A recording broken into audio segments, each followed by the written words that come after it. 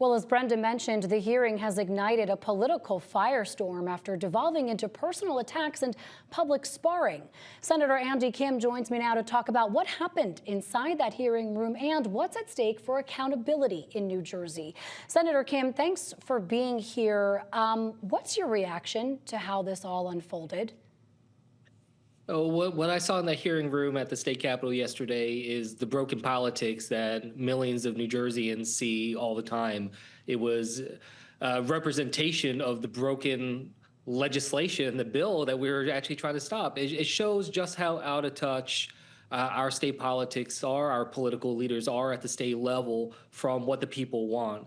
And when you saw a room filled with passionate New Jerseyans from all over the state saying that we want more tools of accountability and transparency, and you just see the level of disrespect coming from a number of the political leaders, it was just very jarring to me and to many others there in the room. Yeah, I mean, Senator Beach really got into it with you, attacking your voting record, voting to approve some of the cabinet members in the Trump administration.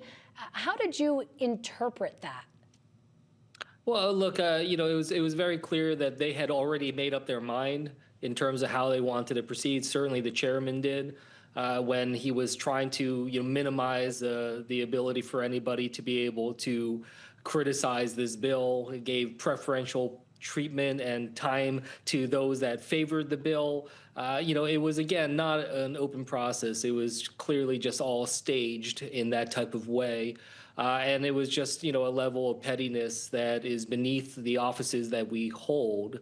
And it just, again, this is the kind of just broken politics that people in New Jersey just can't stand. Like I've had so many people reach out to me over the last day and just tell me how disgusted they were with how things unfolded when we were just trying to have an open debate about a piece of very important legislation. And I want to keep it on that, which is just that this piece of legislation that passed through that committee 5-0 is dangerous. It's the wrong move forward. And it's something that is going to weaken our efforts to fight corruption at a time when people across New Jersey are begging and demanding more accountability against the corruption that we see so rampant. Yeah, I mean, obviously it concerned you enough to wait 5 hours to testify, to miss your train back to Washington. By our accounts, a sitting U.S. senator hasn't testified before a state legislative committee. Just how concerned are you about what may happen to transparency and accountability in our state government? Well, look, this is not in a vacuum. This is on top of what we've seen in terms of efforts that have reduced transparency, and whether it's the Oprah legislation that we saw before or others. So, this is something that I see as an ongoing effort. And it feels very clearly done in a way that's trying to settle political scores, trying to send messages to those that are seeking to uncover corruption in our state and try to push them off. So I felt that this was an important time to make a stand. We have a new governor coming in a month. Why is this being pushed now? We should have an open and real dialogue and debate about this. It just is mind-boggling to me that bills that are about transparency or the lack thereof are being pushed through with so little transparency and accountability. And again, there was one comment that I heard when I was testifying. Someone in the crowd said something, and the chair just looked back at that person and just said, "I don't care about you." I mean, it was just like, who talks to people that way? These are constituents of ours. Who talks to them in that kind of vein? And I just thought that it was just very disgraceful. Yeah, I believe that was to a member who had yielded their time to give you more when he said, I don't care about you. But the comptroller's office, as it was noted yesterday, has investigated really powerful political players in New Jersey. Do you believe this bill is in retaliation for that? Well, I'd have no doubt that is part of it, and I think that that's something that we need to be clear about. Is that, again, this is something that's about pushing efforts to settle those scores, but also to consolidate power.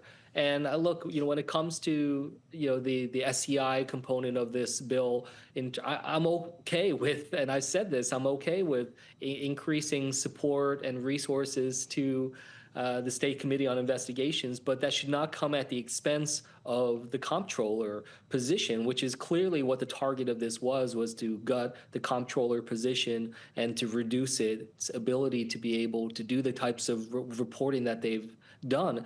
And this bill puts greater control into the hands of just a few people who can personally appoint commissioners as well as others and hold these employees at will. I mean, I just find it to be absurd, and it's not the kind of independence that we need when it comes to anti-corruption.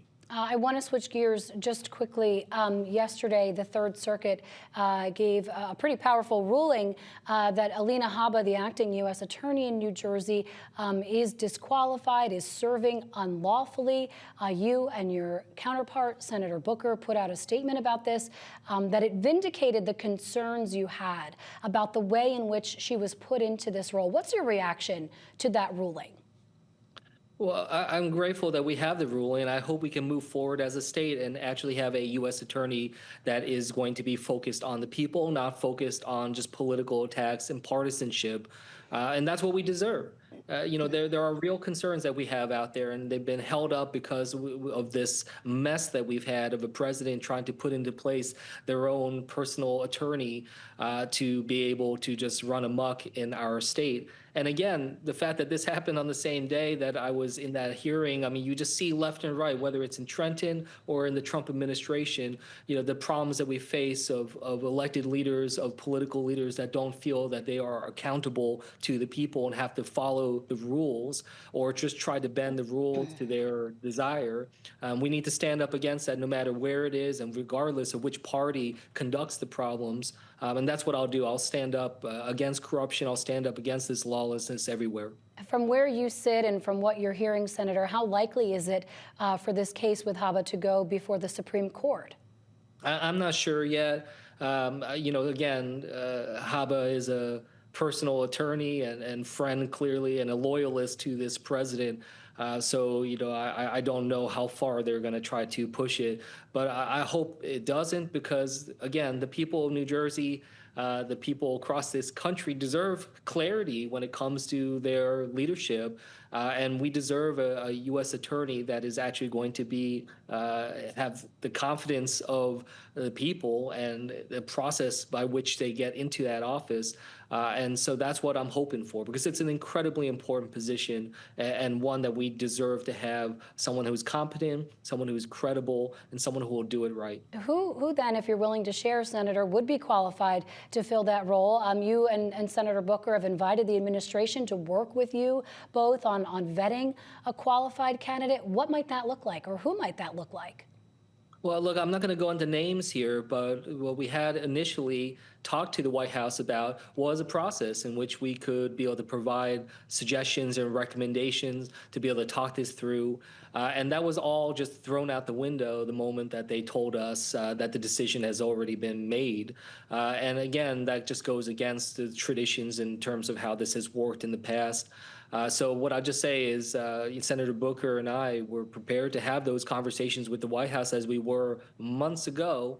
And that is what we should be doing. That's what the people deserve is a thorough process that is focused on someone who is qualified and capable and somebody who is going to be a true public servant to New Jersey and this country. All right. U.S. Senator Andy Kim with us tonight. Senator, thanks so much. Thanks for having me.